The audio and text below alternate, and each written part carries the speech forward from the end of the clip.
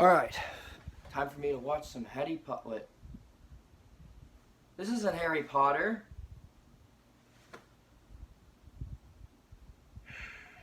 Alright. What's going on, guys? It's your boy, Daily Reacts TV here. If you guys didn't catch me, I'm actually doing these reviews back to back for the third one that's coming out. That came out actually. I'm actually gonna go see it tomorrow. By the time you're seeing this, it's the nighttime. It's probably like, I don't know, 9 or 10. And then tomorrow's will be the second one, which will probably premiere at like 5 or 6. So, but today I'm here to review the film Fantastic Beasts and Where to Find Them. Yeah, like I said from one of my videos, wasn't excited for the third one, so let's just get into it. So the story for Fantastic Beasts and Where to Find Them follows off with a new main character, Newt Scamander, who goes and studies creatures from the Wizarding World, and he comes to New York City to go and write his book. But here's the problem. He accidentally revealed himself to a Muggle named Jacob, and basically him and Jacob develop a friendship where he meets these other two wizards, Queenie and Tina, and him and Tina kind of have a love connection, and he has to stop Grindelwald and Ezra Miller's character. Yeah, that's the movie. A lot of you guys didn't know, and I don't know how the hell you guys don't know. I love Harry Potter. It's one of my favorite franchises. I try to make as much Harry Potter content as I can, and that's why in the beginning of June, hopefully, not beginning of June, like in the second week of June, will be Harry Potter week, where I make things related to Harry Potter. And like I said in my one video that I made why I wasn't excited for Fantastic Beasts and the Secrets of Dumbledore, I was very interested in Fantastic Beasts and Where to Find Them when they announced it. And of course I have it on DVD along with the second one, and here they are, you know. So I decided, you know, I was going to watch it, and I didn't really care for it, you know, as a 14-year-old. So I decided to rewatch it again. Yeah, I still don't care for this movie. Basically, guys, is it good? It's better than the second one, I'm not going to admit. I watched both of these movies, by the way, back to back in my little brother's room. I just had to do everything I can to get things done for those kind of videos. So I decided, you know what, I'm going to sit down and torture myself. Yeah. So let's start with the good. I do like some of the characters. I really do like Jacob the Muggle, even though he didn't really do nothing in this film. But he was interesting. He was an interesting character who wanted to keep the secrets of the Wizarding World. He never asked to meet the characters from the Wizarding World, but he became close to them, to one of them, Newt Scamander for sure, and became good friends with them. That's a character arc for Jacob. And in this movie, he was a good character. Tina was okay. She's not better than she was. She's not better than another character that's in this good part. She was good, and of course we got the not the headmaster, the guy who's disguised as Grindelwald. He was good. He wasn't great, and yeah, the CGI by far was way better than it looked in the other Harry Potter movies. I'm not gonna lie, like, yeah, and the story is interesting. I think the story has been interesting in certain parts of the movie and until the last half, which we're gonna get into. And of course, I gotta get into the next good thing, which is some of the action scenes were really spot on, including the final action scene between Newt Scamander and Ezra Miller's character and Grindelwald. But other than that, there's nothing else to say that's good in this movie. By far, guys, this is like the Star Wars prequels. It's not great. It has problems. And most of the problems I am going to get in is not from hate. It is from love from the Harry Potter fandom in me. Okay? the first problem is two characters that I cannot stand in this movie. And I realized that one of the characters in this is actually in The Good and Crimes of Grindelwald, and that is Newt Scamander. I do not like his character. Nope. I think his character is weak, dumb, annoying, dull, and forgettable throughout this entire film. Not once did I think, oh, he's better than Harry. Oh, he's a great antagonist. Why can't we get more films with him? I never felt that in this film. And watching it again proves it on and on why I did not like his character. I don't.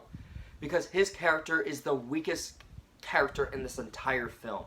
And it's not just the actor's fault. It's the way they've written him and the way David Yates directed him. So, he wasn't as bad. He wasn't interesting. Was he in the second one, though? I'll tell you in the review for the second one. And the next character I do not like is Queenie. I already got onto her character throughout that video that I made when I was talking about why I wasn't excited for Fantastic Beasts and the Secrets of Dumbledore. And my point still stands for her character in this movie. She was not interesting. Her character is dull, like Newt Scamander's. Character is dull, forgettable, cliche, annoying. The only interesting thing I could say about her character, the only thing, is that she can read minds. That is the only interesting thing about her in this film. Nothing with her is interesting, great, cliche, or amazing. You know, nothing about her character was great. That's all I gotta say about her character. And let's get into the last minute of the film. Even though I said that the final fight with Newt Scamander, Ezra Miller's character, oh yeah, we're gonna get to him soon, Ezra Miller's character and Grindelwald was pretty good, it was boring throughout the film. In this film, by the way, Newt Scamander, Jacob, Tina, Queenie are fugitives. I am not kidding. Fugitives.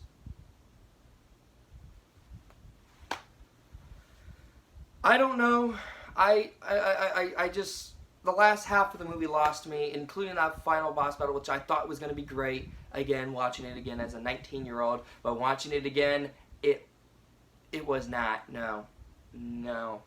No. And finally, some of the action scenes in this film, dull, forgettable, cliche, and crap. The CGI, like I said, looked good, but some of the CGI in this film, horrendous. It was bad, forgettable, cliche, and of course, I gotta say, you can tell that it's CGI. At least with the last two films, you can't tell it was CGI. Okay, I can't agree with Crimes of Grindelwald, but like I said, you can't tell it's CGI. So that's how bad the CGI is, like, near the end of the film.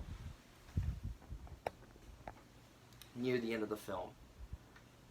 Now, let's get to one of the most boring, cliche, uninspiring, unforgettable story of Ezra Miller in an orphanage where his orphan mom decides to beat him for being a wizard or something.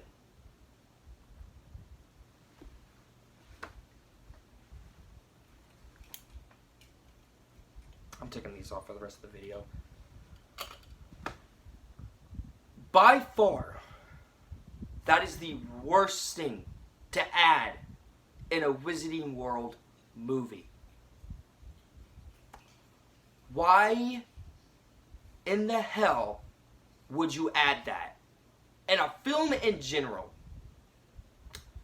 It is the same story we have gotten in any previous films we have seen. Storks had, like, so many stories you could tell that was reused. Sonic had some reused story, but it was used sparingly.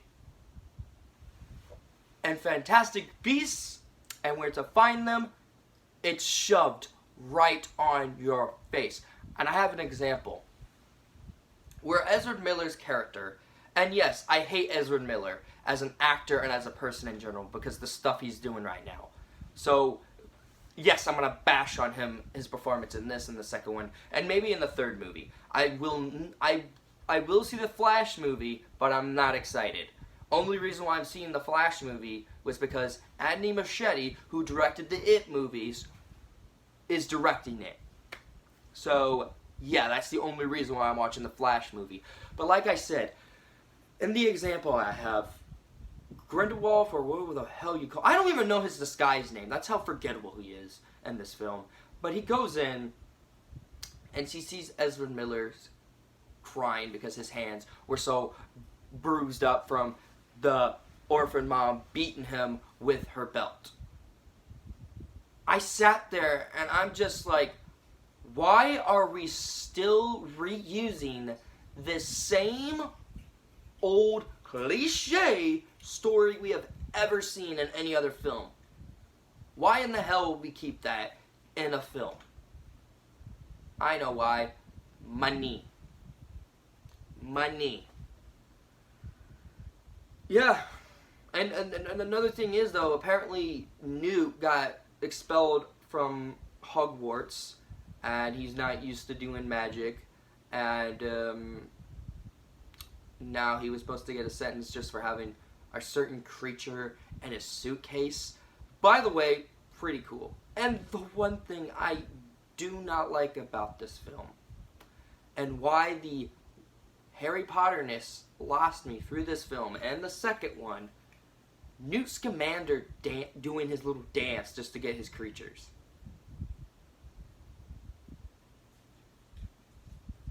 Why? Why? Why? Why in the hell would you do that? Why in the hell would you do that? That is the most pointless scene I have ever seen in a Harry Potter movie or in a Wizarding World movie in general. What the fuck? You know? And I gotta say also, the next thing that really made me mad and not really want me to watch more of these films,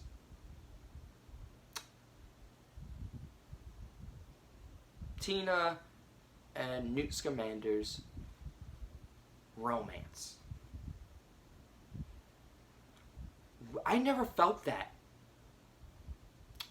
I never felt that throughout the entirety of this film. I don't know why they decided to add this, but they did. And like, the one other thing I gotta say about this film that I just couldn't stand but be like, why is this the same story again? Is when the main one of the characters screw up and they get, I don't know, kicked off the force or something like that, and then they have to do something on the side, but they can't get the main person. They did that same bullcrap. I'm telling you the truth. They reused stories from any other film you've seen and wrote it into this film. And this is another one of the examples. Where Tina went and saved Ezra Miller's character from the foster mom. Another foster mom now believes in the wizarding world that witches and wizards are now real, and she wants to dispose all of them. And I was like watching this movie, and when I saw that, I was like, why? And this is the part that I didn't want to see in these films, but I did. Why would you add that in this film? Why?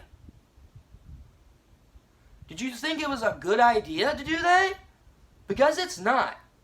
It's not a good idea to add this kind of story in a Wizarding World from a Harry Potter's perspective from all the amazing Harry Potter films we had. Except Order of the Phoenix. I will not defend that movie. So I don't understand why they did that. But yeah, overall, guys, Fantastic Beasts and Where to Find Them, in my opinion, is not a good film. I never found so much enjoyment added this one than I normally do with the other Harry Potter films. I don't know what to say anymore. I really don't. And I'm really hoping The Secrets of Dumbledore fixes all of these problems that I will never forget. Because like I said, I'm giving Fantastic Beasts, the Fantastic Beasts franchise, one more chance. And if Secrets of Dumbledore fails, I'm done with Fantastic Beasts. I will be done with this franchise. What a nightmare to talk about this film a little bit. Yep. So my score for Fantastic Beasts and Where to Find Them. And yes, it's getting this score. It could have been a 3, but no, it had some high expectations. I'm giving it a 4 out of 10. It's a forgettable film. In my opinion, it's forgettable. I don't like the series, but we have it, you know. So next, we got Fantastic Beasts and the Crimes of Grindelwald, and I'll see you guys for that review. I'm going to film it after my stream on Fortnite with my friends. But tell me what you guys think of Fantastic Beasts and Where to Find Them. And please tell me your thoughts, your opinions, your thoughts on the characters and all that. You tell me in the comments right now. As always, smack the like button. Also, push the red button, which is subscribe. Turn your notifications to be notified video I make. Also, go subscribe to my second channel, my Daily Reacts gaming channel, and my third channel, Daily Reacts Shorts, and my Discord server. As always, I'm Daily Reacts. Take care.